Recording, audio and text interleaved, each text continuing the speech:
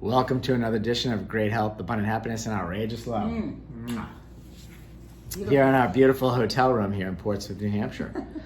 I think you'll have to do a review of this place. I might, Yes. I might not, because there were definitely some issues, and we'll see. Inquiring minds want to know. But anyway, what did you want to talk about here this morning, my love? I want to talk about what's in a hug. And what prompted this video was we went to see some friends at their house for dinner, some very dear friends that we haven't seen in a while. And when I got there, I was a little apprehensive about should I hug or shouldn't I because of what's going on. Yeah. And they embraced me first, and I was okay with that if they were okay with that. And again, I don't want to promote hugging or, it's so sad that I have to go into this detail about not promoting all that. You're better off just saying nothing about it, I guess, exactly. Right? So it made me start thinking, because I am a big hugger, and when I hug people, I sometimes give them like a little extra squeeze. So I want to talk about that. What's in a hug? I wish I could hug you once more. It makes me sad and teary-eyed to think about the fact that I've ever had to say that. But obviously, we've all had to say that. Sure. Because we've lost people that we love. And so don't regret not hugging someone, because, it might be the last opportunity you have. So make it a good one. Give them an extra squeeze. Whether the person or animal passes away and the hug option is gone, or whether the person lives far away, there's so many things that might, dictate that that's your last hug. So, hugs are like warm blankets on a cold night, and they just make you feel really cozy. I think they're such an integral part of being a human being. And, it's sad to me right now that we're not able to just hug everybody that we love, or everybody that we think needs a hug. So, well, sometimes now it isn't like a fist pump, like a replacement. Like it's almost like a hug.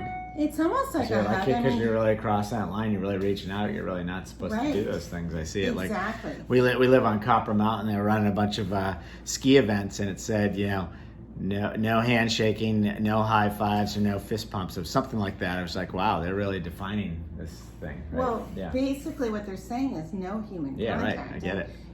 Part of our humanity and part of us being down here is that contact and that touch. Sure. That is so important.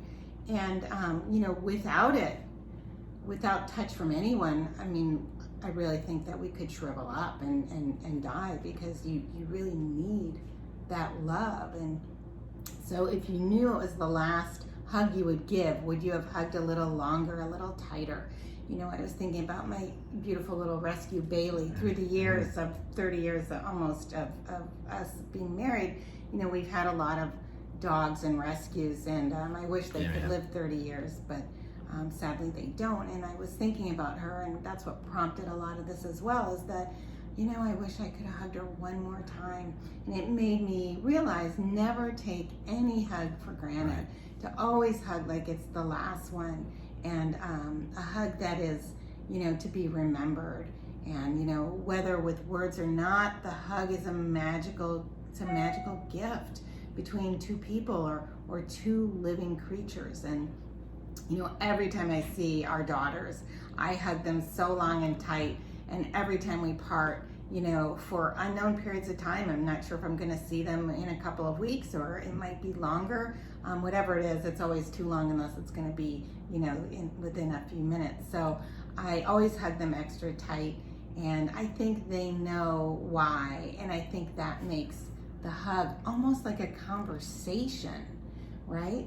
There's so much emotion in that hug. It's part of that interaction, that Right. communication, that interaction, right? No words, but just there's a whole conversation of love, and gifting that love to somebody in the hug. And I just feel like, with the current state of the world, hugs have all been but eliminated, and actually given a status of taboo, right, among most. And I refuse to let that go, and I'll continue to hug my girls, and I'll continue to hug my husband, and I'll relish the day when I can hug all my friends again. So just don't ever take those hugs for granted. Great. I like it. It's beautiful. Wishing you great health, abundant happiness, and outrageous love from Portsmouth, New Hampshire. That's where we Exactly. are this month. Yeah, go ahead and click off here and join us if you haven't subscribed already. Love to have you on board. We're going to be sharing a lot of information about a book Karen and I are writing. Love to get your thoughts. Thank you.